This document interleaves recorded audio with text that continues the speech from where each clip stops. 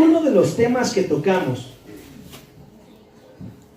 aparte de la sangre, no llega.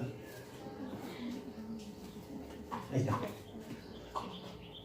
Era que los sacrificios que se habían hecho tenían que tener derramamiento de sangre, porque la Biblia dice que casi todo es purificado según la ley.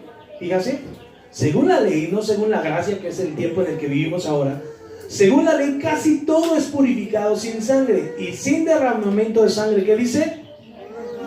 No hay remisión de pecados, ¿no? ¿Y qué es la remisión de pecados? Que agarren un borrador y te los quiten de encima. Esa es la remisión de pecados. ¿Qué rituales tenían que hacer los judíos para poder cubrir sus culpas? Tenían que tener mucho ganado, y dependiendo del evento al que ellos iban a participar, usted ya lo leyó, ovejas, machos cabríos, todos perfectos, con ningún defecto, sin mancha, sin arruga, los tenían que llevar delante del sacerdote y ellos mismos los degollaban. Le ponían la mano al animal encima, le cortaban el gogote y el otro se sacudía, y el otro tenía que mantener la mano. El otro tenía que sentir el dolor del animal para poder reflejarse en ese dolor, y después de ser derramada la sangre de ese animal por el altar, por los cuernos del altar, por muchos lugares que usted está leyendo ahí en la Biblia, se hacía la remisión de los pecados de esa persona. Pero ¿qué cree? Volvía a pecar. Y entonces por eso tenía un ganaderío impresionante, diría el sabio. Impresionante. Él tenía que ir por todos esos animales constantemente, dice la Biblia. ¿Cuántas veces tenía que presentar el hombre delante de Dios mínimo al año? 3 tenía que estar ahí. Y esas 3 veces él podía presentar sacrificios de paz, sacrificios por su culpa, por su pecado.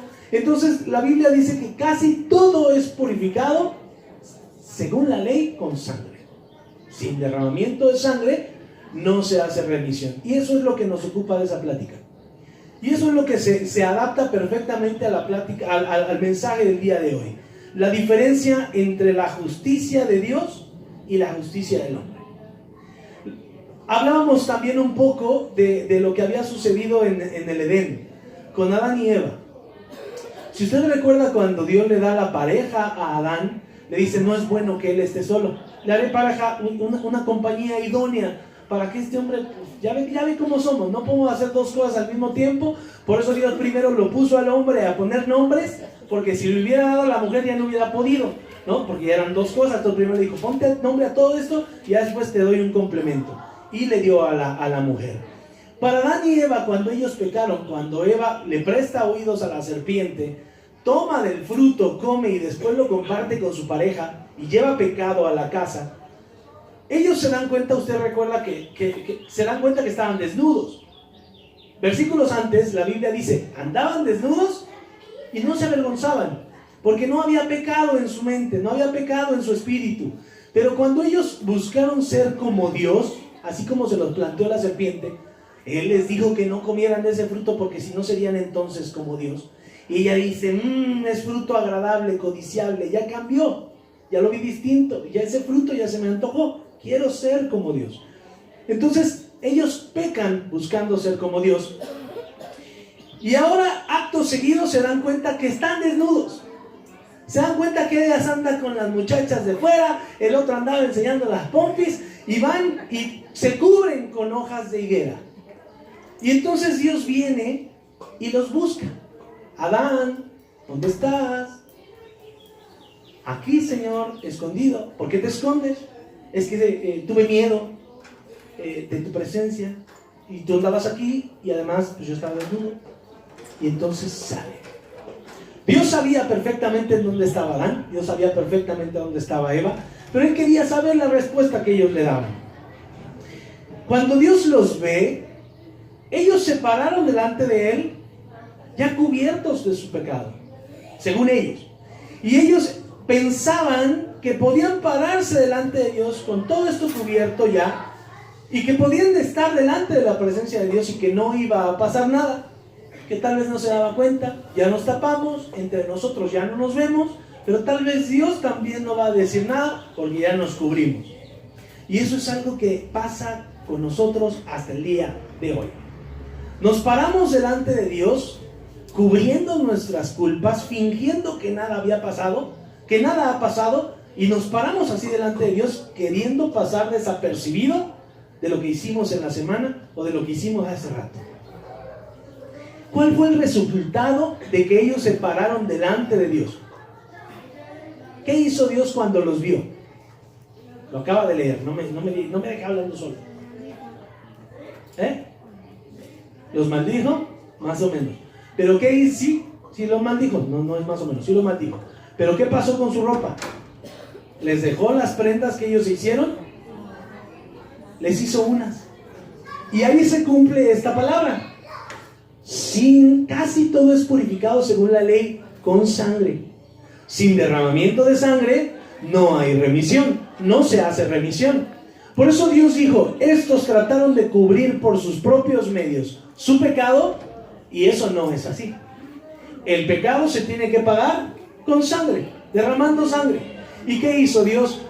Eliminó al menos a 2 animales, porque la piel, o solo que haya sido un oso, para cubrirlos a los 2, pero al menos sacrificó 2 animales, derramó la sangre de 2 animales para cubrir el pecado de esta pareja.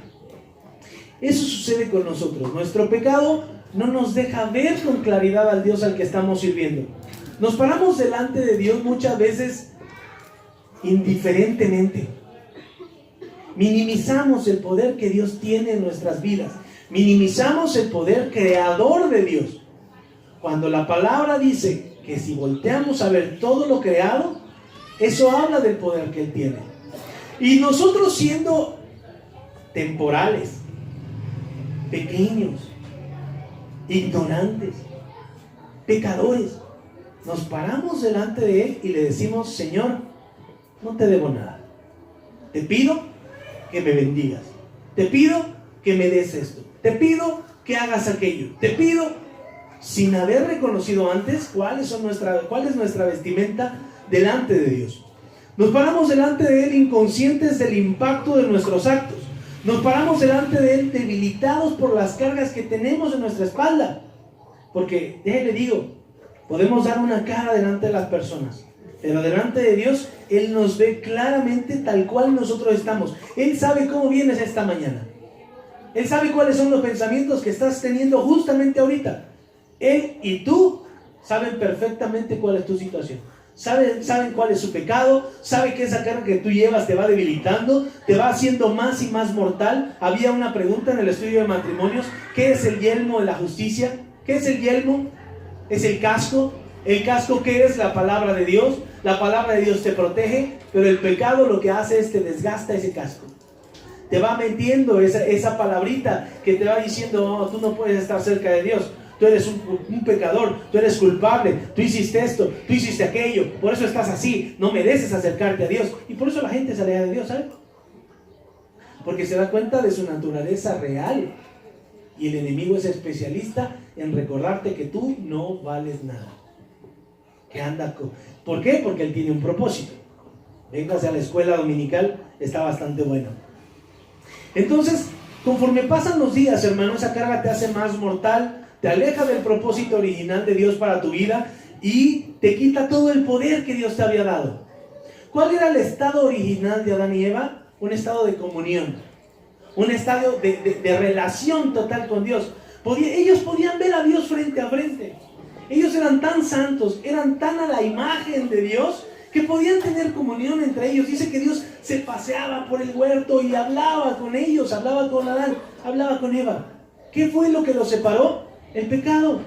¿Qué te separa a ti de tener comunión con Dios?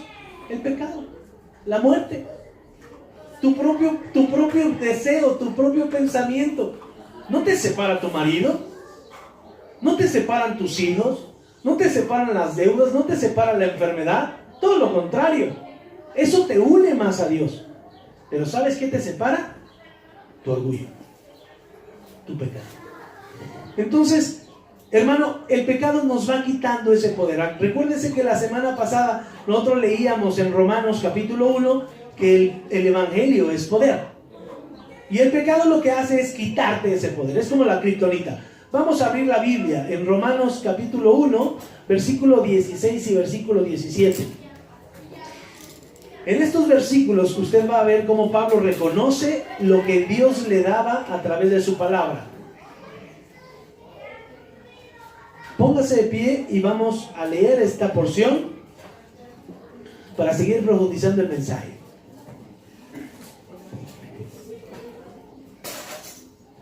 Romanos capítulo 1, versículos 16 y 17. Vamos a leerlo juntos. Dice la palabra de Dios: porque no me avergüenzo del evangelio, porque es poder de Dios para salvación a todo aquel que cree, al judío primeramente y también al griego. Porque en el evangelio la justicia de Dios se revela por fe y para fe, como está escrito: mas el justo por la fe vivirá.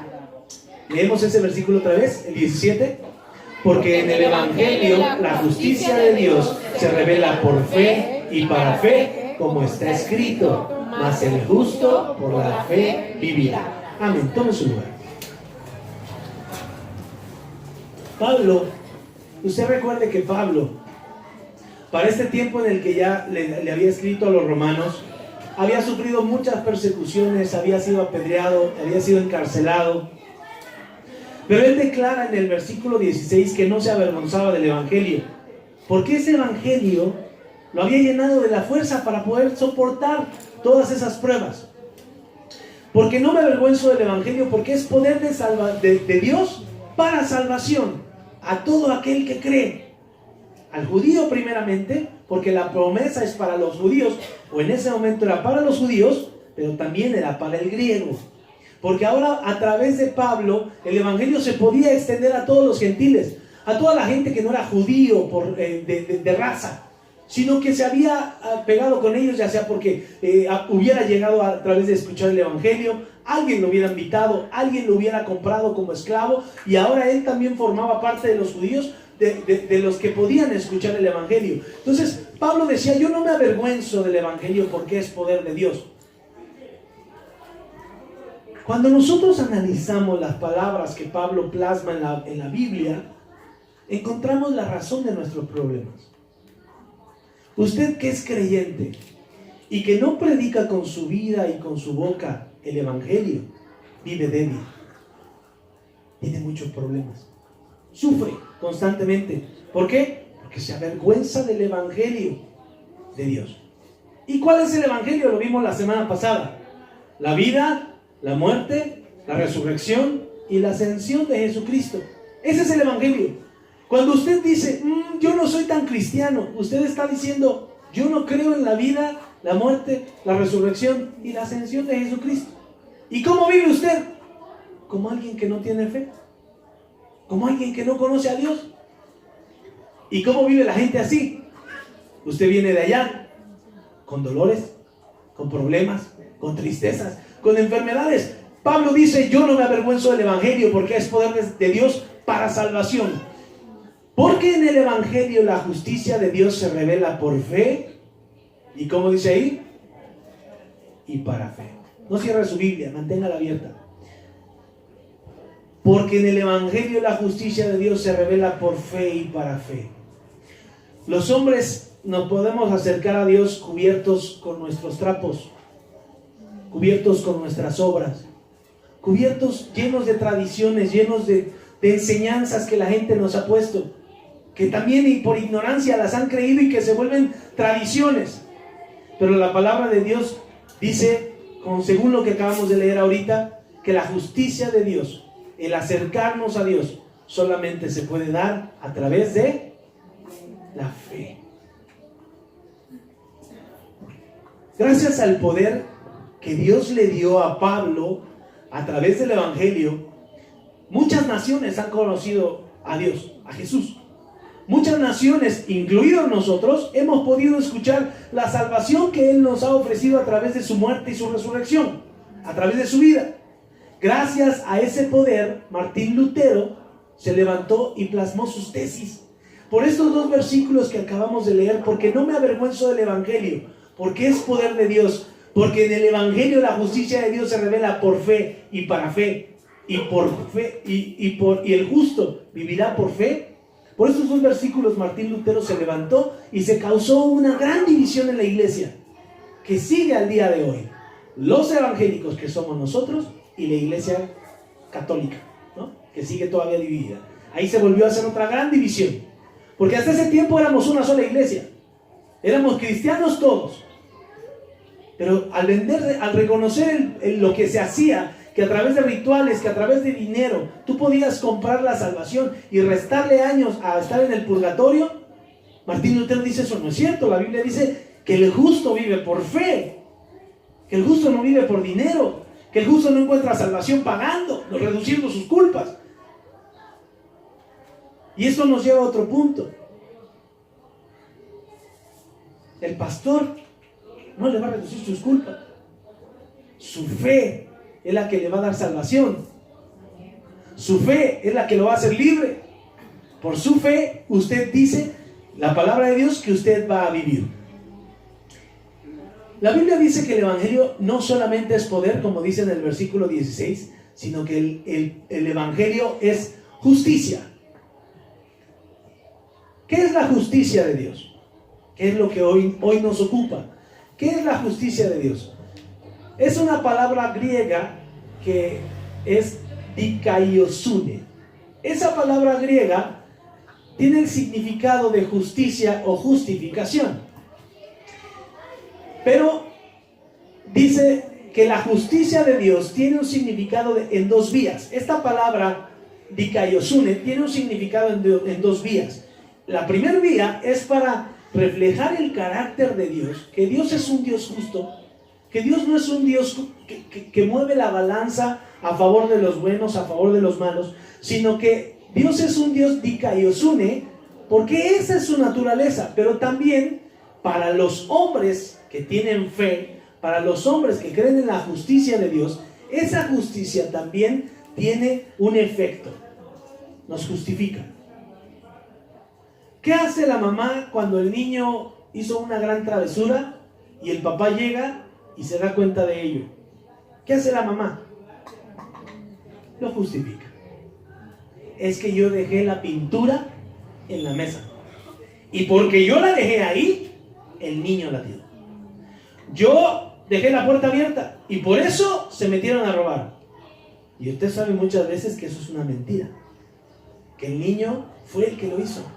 Pero usted, ¿qué hace? Va e intercede con el marido, o va a interceder por sus hijos, y hace que esa situación se justifique. Pues bueno, dikaiosune es el carácter de Dios para describirlo, pero también dikaiosune aplica en nosotros cuando Dios justifica nuestras culpas. Entonces, así como Adán y Eva hoy tuvieron la capacidad de acercarse a Dios y de pensar que lo iban a engañar con esos trajes que ellos se habían puesto, así hoy muchos creen tener la capacidad de pararse delante de Dios llenos de pecado, como si nada hubiera pasado, como si todo lo que hicieran, dijeran y pensaran estuviera bien. Y eso solo habla de un desconocimiento de Dios, de un Dios que es justo por naturaleza, un Dios que no podemos engañar, pero que al desconocer que Dios es un Dios dikaiosune, que también puede usar esa justicia para justificarme a mí, al desconocerlo, ¿qué creen que está pasando con nosotros? Nos estamos condenando más. Estamos acarreando condenación para nuestras vidas porque estamos siendo indiferentes con el pecado que cargamos. La Biblia dice que no pensemos, acuérdense de ese versículo siempre, que no pensemos más de nosotros de lo que debemos de pensar, sino que pensemos justamente lo que somos. Y a veces nos denominamos gente buena. No somos gente buena. La Biblia dice que no somos gente buena. Jesús dijo: ni yo soy bueno, ¿por qué me llamas bueno? Le dijo al joven rico que se le acercó. Ni yo soy bueno, ¿por qué me llamas bueno? Bueno solo es uno y es Dios, y Él no está aquí. Entonces, cuando usted diga: Señor, yo soy bueno, o se quiera parar delante de Dios como una persona inocente, dé un paso atrás y reconozca quién es realmente. Y piense con cordura delante de Dios, porque Él es un Dios que es justo. Él es un Dios que no va a dejar que esas situaciones pasen por alto. Él no es un Dios que sea un hombre que cambie su modo de pensar. Entonces, vean lo que Dios dice en Isaías 6, versículo 18. Este mensaje tiene la intención de que tú conozcas la justicia de Dios, que tú conozcas el carácter de Dios. La palabra de Dios dice que yo, Jehová, está hablando Dios mismo. ¿Qué está diciendo? Soy amante del derecho. Yo, Dios, soy amante del derecho y soy aborrecedor del latrocinio. Ahí le puse, ¿qué es el latrocinio? El hurto o el fraude. ¿Hurto o fraude para qué? ¿Qué dice ahí? Para sacrificio. Señor, pero es que yo no robo. Yo me presento delante de ti y soy un hombre honesto. Pues es que la Biblia dice que incluso cuando nosotros matamos no necesitamos matar físicamente. Nosotros podemos matar a las personas con las palabras. Entonces cuando hablamos de robar, no hablamos de que te robes el dinero, no hablamos de que te robes una propiedad, hablamos de que le robes la paz a tu familia, de que le robes el amor, el tiempo a Dios, y que tú te presentes delante de Dios con latrocinio para sacrificarle un holocausto a Dios. ¿Cuánta gente no viene a la iglesia robándole dinero a su familia, robándole emociones a la familia, y se presenta aquí para sacrificarle a Dios ofrenda de paz, ofrenda de alabanza, y llegando a la casa usted sabe que no, eso no va a tener ningún fruto? ¿Sí le suena o no le suena? Más o menos, ¿no? Entonces vea cómo Dios se presenta como un Dios amante del derecho. ¿Usted cree que lo vamos a poder engañar? ¿Usted cree que va a poder seguir robando después de este día las emociones, la paz en su casa, robando las bendiciones a su hogar? No. Usted ya no se va, yo estoy seguro que usted ya no se va a parar delante de Dios con la misma cara. Y si se para con la misma cara, usted sabe que está delante de un Dios que es justo. Por tanto, véase ese punto y coma muy importante ahí, que dice: afirmaré en verdad. Cuando Dios, la Biblia dice que cuando usted quiere purificar algo, tiene que pasar eso por fuego, ¿no? Y al pasar por fuego el oro, el cobre, la plata, ¿qué sucede los que han alguna vez trabajado eso?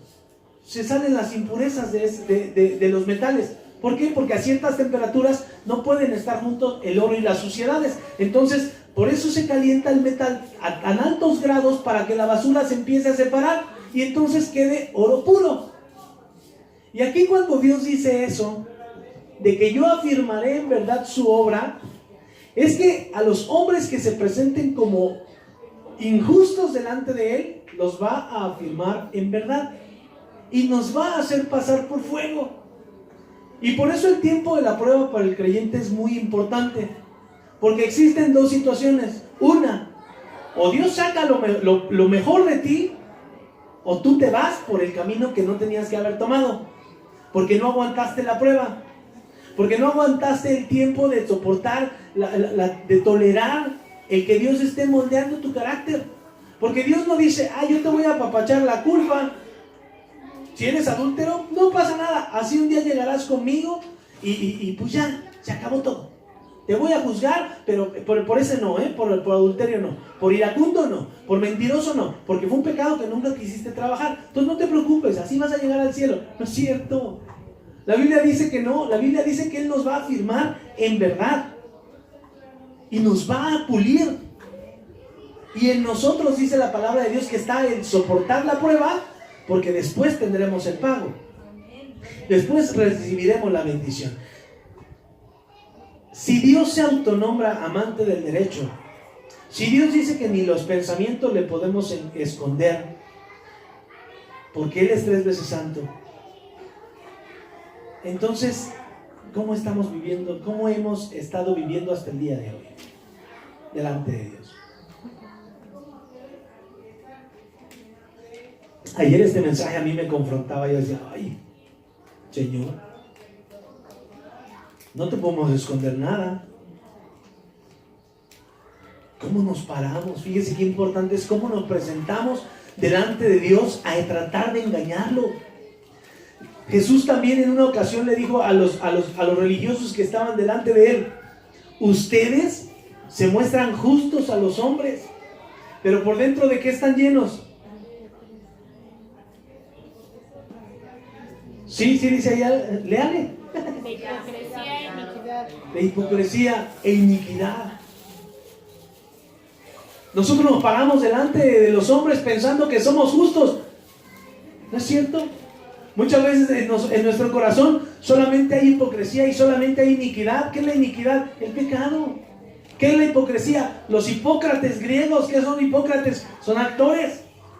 Y a veces sí la hacemos bien sabroso. ¿Cómo está, hermano? Bendecido, victorioso, gozoso, santo. ¿No es cierto? Yo lo conozco, dice la mujer. ¿Verdad? La esposa está ahí a un lado, chismoso, falso, hipócrita. No es cierto, dice Jesús: ustedes se muestran justos a los hombres, por dentro están llenos de hipocresía e iniquidad. La justicia, hermano, la justicia de Dios significa que Él siempre hará lo correcto. Él es la fuente de justicia, Él es la fuente de fe, Él es la fuente de amor. Y sin Él en nuestro corazón, usted no es justo. Sin Dios en su corazón, usted no puede ser equitativo. Pero ¿sabe qué? Dios quiere que nosotros aprendamos que Él es un Dios bueno. ¿Por qué? Porque dice la palabra que Él hace salir el sol sobre buenos y malos. Que Él tiene tolerancia para ellos, para los que violan, para los que violan. Era una bebé para Él. Para los que mataron a 200, para los que mataron a millones. Para los que me robaron la quincena, para los que robaron hasta más, hasta el huachicol. Miles de millones de pesos, pastor. A esos también Dios los puede perdonar. Pero ¿por qué no los manda al infierno? Porque cuando los manda al infierno tú vas con ellos. Entonces que no los mande. ¿Verdad? Entonces, Dios es un Dios tan misericordioso, Dios es un Dios tan bueno, que dice la Biblia que su justicia permanece, ¿para cuándo? Para siempre. Su justicia no es para hoy, su justicia es eterna. Entonces Dios demanda que nosotros, así como Él es justo, nosotros seamos justos. La palabra de Dios desde Génesis hasta Apocalipsis habla que nosotros tenemos que ser imitadores de Él, imitadores de los hombres que nos han antecedido, imitadores de Moisés, imitadores de David, imitadores de Josué. Las mujeres, ¿a quiénes imitarían? ¿A María Magdalena? Sí, yo sería como esa prostituta. ¿Por qué? Porque esa reconoció sus pecados. Yo sería como esa prostituta porque me le postraría al Señor una y otra vez aunque la gente me juzgara. Yo no quisiera ser como Ruth, yo no quisiera ser como la Noemí, yo quisiera estar a los pies de Jesús. Yo sería como esa prostituta. Todos tenemos pecado, nada más que no lo decimos. Entonces, Dios dice que nosotros seamos justos, que pongamos jueces y oficiales. Eso es lo que dice Deuteronomio 16 del 18 al 20. Le dice a Moisés: ustedes tienen que poner jueces y oficiales en todas las ciudades que Jehová te dará, en tus tribus, y estos juzgarán al pueblo con justo juicio. Y les dice desde el versículo 9: no tuerzas el derecho. ¿Se acuerda del versículo anterior? Dios es amante del derecho. Y dice: no tuerzas el derecho, no hagas acepción de personas, no tomes soborno. El soborno ciega los ojos de los sabios, pervierte las palabras de los justos. La justicia seguirás para que vivas y heredes la tierra que Jehová tu Dios te da. ¿Cómo podemos acceder a las promesas de Dios? Siendo justos. ¿Por qué alguien que no practica la justicia no es bendecido? La palabra de Dios aquí lo dice. Porque no podemos disfrutar las bendiciones de Dios si no somos justos. Dios no nos puede bendecir económicamente si tú no puedes compartirlo con los demás. Tú no puedes recibir el amor que esperas porque no tienes amor. Entonces no es justo que tú tengas algo. Tenemos justo lo que nosotros no merecemos. ¿Por qué? Porque Dios es un Dios justo. ¿Le está pegando el mensaje igual que a mí ayer? ¿La que sí? Ahí le encargo. No tuerzas el derecho.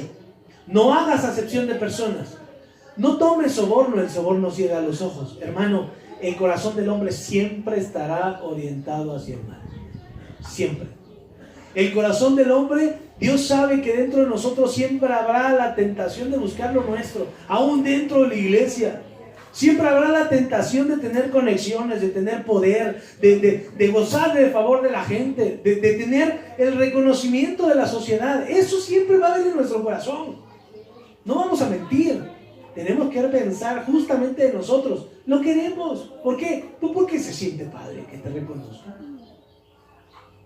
Laurita, la maestra de la escuela, así como no. Usted me ayudó de así.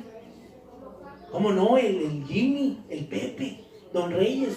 Hace años yo me acuerdo que él venía. Nos gusta reconocer. Nos gusta saber que nosotros fuimos. Pero la palabra de Dios dice que no torzamos, que no hagamos acepción de personas, que no tomemos el soborno. El soborno ciega los ojos de los sabios, pervierte las palabras de los justos. La justicia, esa es la que tenemos que seguir.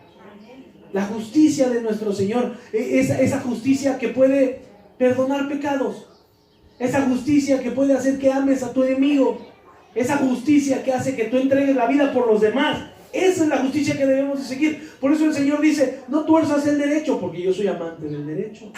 Al primero que vas a torcer es a mí, vas a querer engañarme a mí. No puedes, no puedes. Justo es que amemos a los demás desinteresadamente, aquí lo dice la palabra. Justo es que los amemos desinteresadamente, que los soportemos. La Biblia dice en el Nuevo Testamento, sopórtense unos a otros, salúdense con beso santo. ¿Por qué? Porque eso es justo delante de Dios. Soportemos a la gente, tenga educación o no, sepan hablar o no, se bañen o no, huelan bien o no, te amen o no te amen, te respeten o no te respeten, te sirvan, te hablen, te caigan bien o no. Dios nos pide que nosotros seamos justos en el trato con los demás. ¿Por qué? Porque Él es justo con todos. Si hizo salir el sol para los buenos y para los malos, ¿por qué nosotros no vamos a tratarnos bien unos a otros, aunque no me caigas tan bien? ¿Me explico? Porque Dios lo está pidiendo así. Es justo que nosotros seamos imitadores de nuestro Señor, porque si no, de otro modo, ¿cómo vamos a decir que somos sus hijos? Usted escucha hablar a Diego, habla como sus papás. Usted escucha hablar a mi Santiago, habla como yo, se comporta como yo. Voltea a ver a sus hijos, voltea a ver a Jimmy, a Pepe, voltea a ver a Néstor, voltea a ver a Leslie, habla como la hermana Angelina. Usted ve a sus hijos, ellos lo reflejan a usted. Nosotros, ¿cómo nos tenemos que comportar? Como Dios. ¿Por qué? Porque Él es nuestro papá. Cuando no nos comportamos justamente, ¿a quién estamos representando? Al enemigo, al pecado que traemos dentro de nosotros. Porque no podemos dar lo que no tenemos. Entonces, lo que hay realmente en nuestro corazón, dice la Biblia, que de la abundancia del corazón habla la boca. Practiquemos la justicia. La Biblia dice que el Hijo hace lo que ve hacer al Padre. Entonces, si usted es intolerante, si usted solo critica, si usted solo juzga, si usted solo habla, solo condena, usted está pensando solo en usted mismo. Está pensando en los demás. Está pensando en usted. Y lo que hizo Jesucristo no fue pensar solamente en Él. Lo que hizo Jesucristo fue subirse en esa cruz y pensar en usted, pensar en mí. Y decir, yo voy a entregar mi vida para que ellos puedan estar sentados el domingo 10 de febrero del 2019 y puedan reconocer que sus caminos no son mis caminos, que sus pensamientos no son mis pensamientos, que su amor no es mi amor, que su justicia no es mi justicia. Ellos van a reconocer ese domingo que tienen que tener un cambio de vida. Una metanoia, un cambio de modo de pensar, un cambio de rumbo. ¿Para qué? Para ser imitadores del Señor. La Biblia dice que nosotros no somos fuente de justicia. La Biblia dice en Santiago 1, del 19 al 20, ayúdenme a leer esto. ¿Qué dice ahí? Por eso, todo hombre sea pronto para oír, tardo para hablar, tardo para irarse, porque la ira del hombre no obra la justicia de Dios. Estos consejos están bien buenos, ¿eh? Por esto, coma. Fíjese esa pausa. A mí me encanta ver la puntuación. Por esto, precisamente, mis amados, todo hombre sea pronto para oír. ¿Qué dice? No hables. Antes de que la gente termine, no hables. Esa es una regla de cortesía, ¿no? Deja hablar primero al otro, quédate callado, ya que termine, ahora hablas tú. Entonces Dios nos da modales como un papá. Entonces, cállese. Hasta que acabe de hablar el otro, levante la mano y hable usted.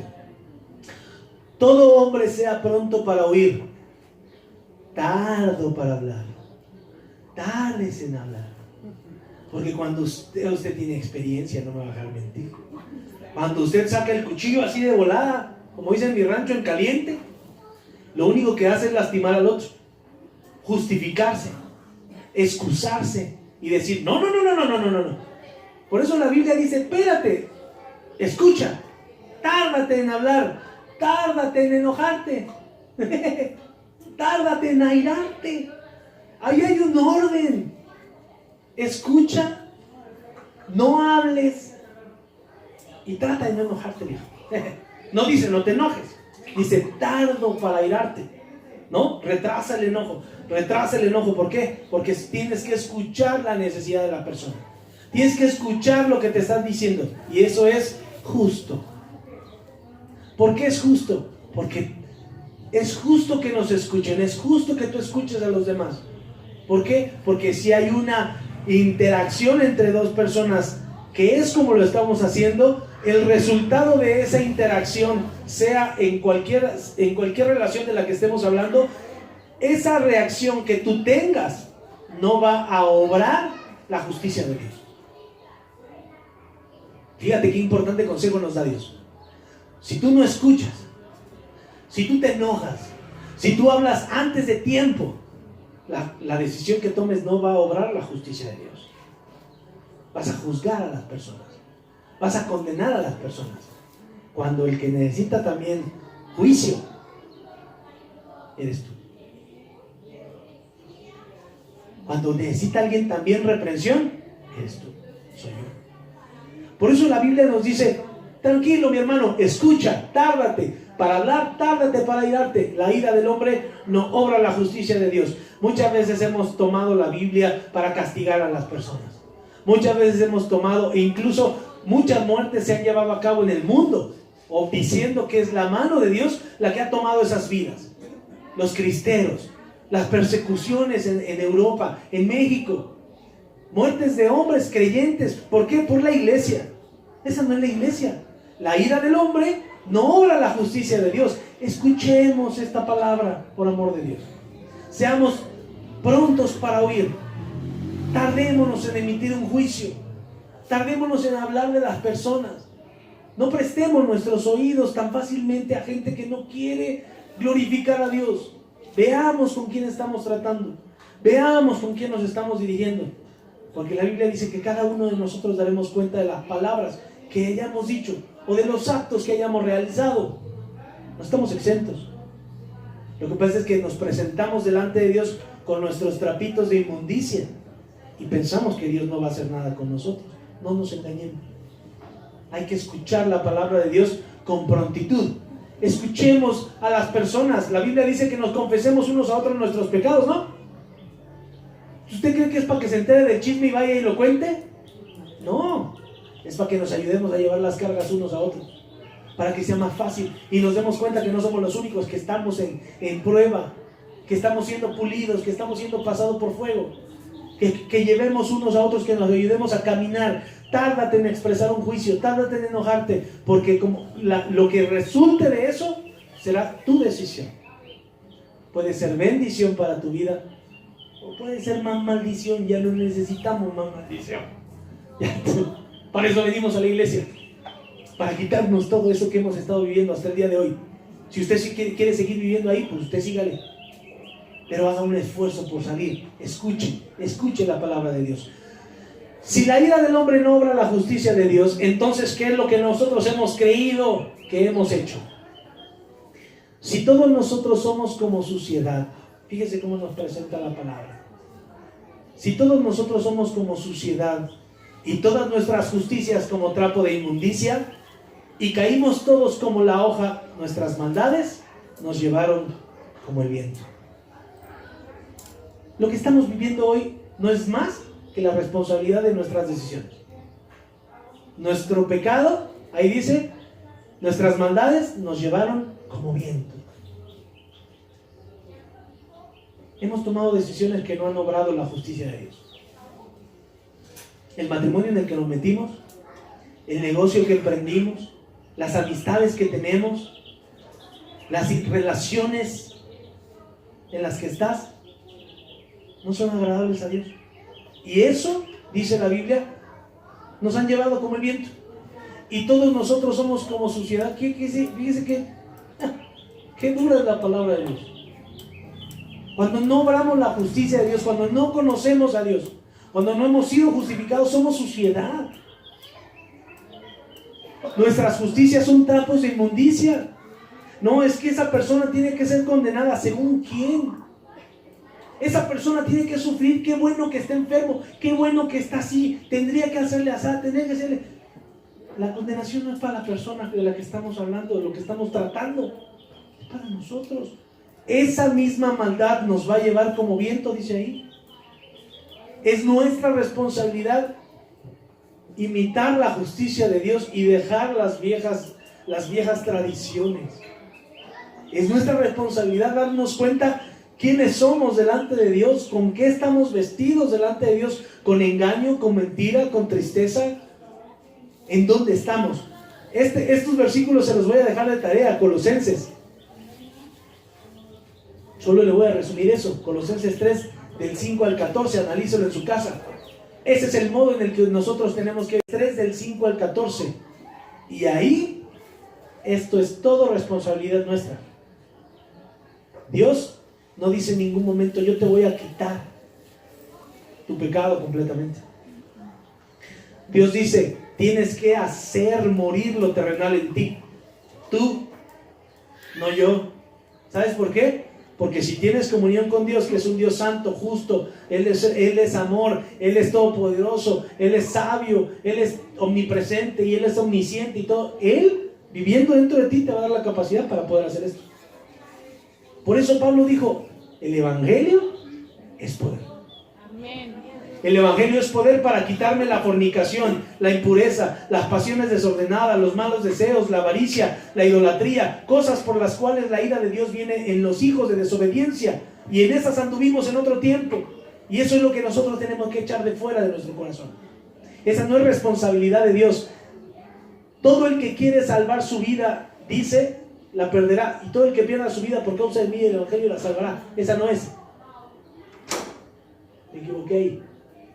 Pero bueno, usted analice. Pastor, la gente que sea injusta, ¿se va a ir así como limpio? ¿Qué dice ahí? Léale, por favor.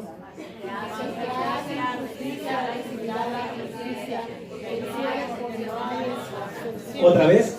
Mas el que hace injusticia recibirá la injusticia que hiciere, porque no hay acepción de personas. Correcto.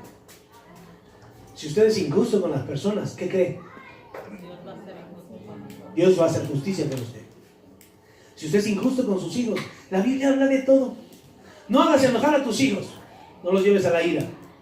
No hagas enojar, no, honra a tus padres, honra a tus autoridades, honra esto, honra aquello. Yo soy un Dios justo. No tuerzas, no recibas, no hagas, porque todo el que haga injusticia recibirá esa misma injusticia que hiciere. Por eso le digo del testimonio.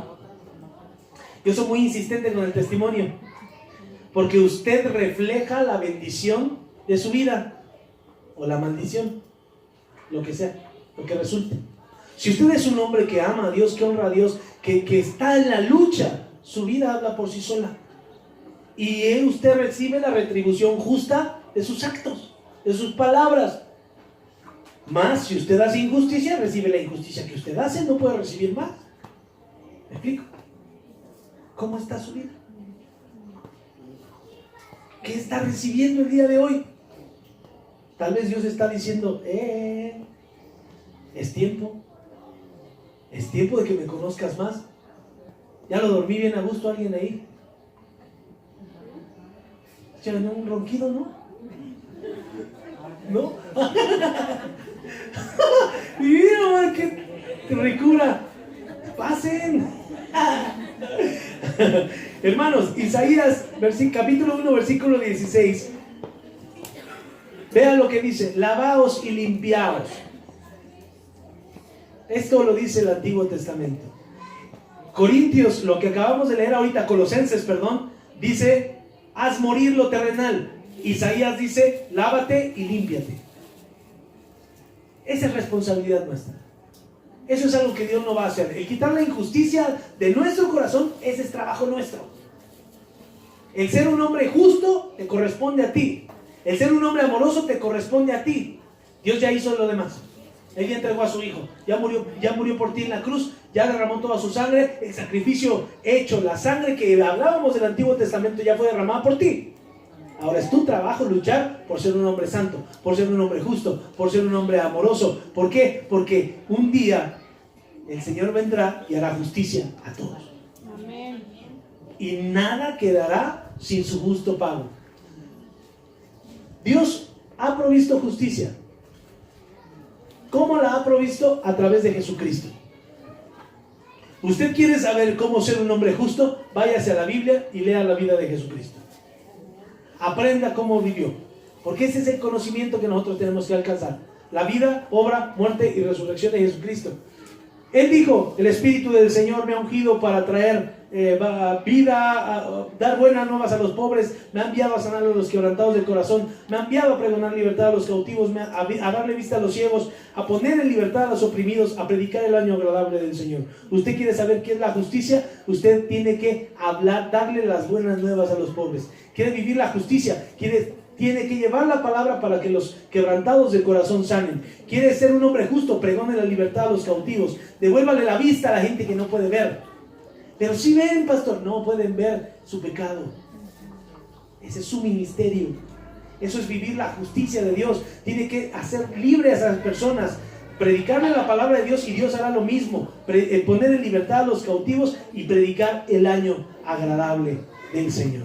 La justicia de Dios obra en ti cuando tú vives una vida agradable a Él. Cuando tú vives como Jesucristo vivió. Y por último, Primera de Juan 3, del 16 al 18. Justicia es que nosotros debemos poner nuestras vidas por los hermanos. Por los hermanos. Apúntale en su cuaderno. Justicia es que pongamos la vida por los hermanos y que no amemos de palabra ni de lengua, sino de hecho y de verdad. Eso es justicia. De lengua, nomás los tacos. Si usted le quiere demostrar el amor a las personas, no hable, hágalo. Porque eso fue lo que hizo nuestro Señor. Y esa es la justicia de Dios. Esto es lo que Dios busca para su pueblo. Esto es lo que Dios dice cuando Romanos 1:17 nos muestra que la justicia de Dios se revela por fe. La justicia de Dios se revela para fe. El justo vive por fe. El justo entrega su tiempo, el justo entrega su vida, el justo entrega su economía, el justo entrega su amor, todo. ¿Por qué? Porque Dios es así. Amén. Y somos hijos de Dios. ¿Cómo estás viviendo? Es la pregunta que te tienes que llevar esta mañana. ¿Estás reflejando la justicia de Dios en tu vida? Esa, un día se la vas a contestar a Dios de frente. ¿Viviste justo como yo te enseñé? Dios quiera y ahí nos podamos ver todos. Amén. Aquí estamos en la universidad preparándonos. Póngase de pie, vamos a orar.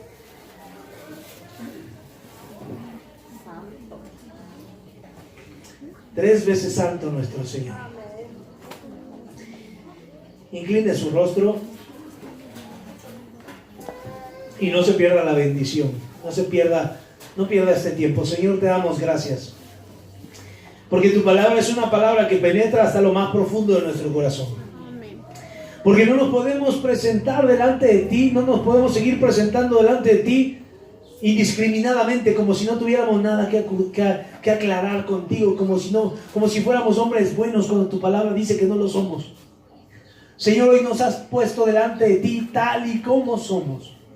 Nos has desnudado, nos has mostrado nuestro pecado, nos has mostrado nuestros errores, nos has mostrado que tenemos aún mucho que crecer, que tenemos que entregar la vida, que tenemos que amar como tu Hijo Jesucristo lo hizo. Te amamos con todo el corazón. Te bendecimos, lo único que queremos es agradarte. Lo único que queremos es servirte. Lo que queremos es pasar una vida eterna contigo, Señor. No queremos perdernos en el camino. Danos la fuerza, Señor. Que tu evangelio esta mañana nos llene del poder necesario, suficiente para cambiar nuestro corazón. Para que esta ira, Señor, para que estos celos, para que esta inestabilidad emocional que hay en el corazón, para que ese coraje, para que ese rencor arraigado de tantos años hoy pueda ser liberado, Señor, y lo podamos poner en tus manos. Que a partir de hoy podamos reflejar el amor que tu Hijo Jesucristo vino a demostrarnos en la cruz. Que a partir de hoy podamos ser tus hijos. En el nombre de Jesús oramos. En el nombre de Jesús declaramos que esta mañana nos haces libres, que esta mañana nos justificas y que podemos comenzar de nuevo delante de ti. Amén. Amén. Denle un aplauso a su Señor.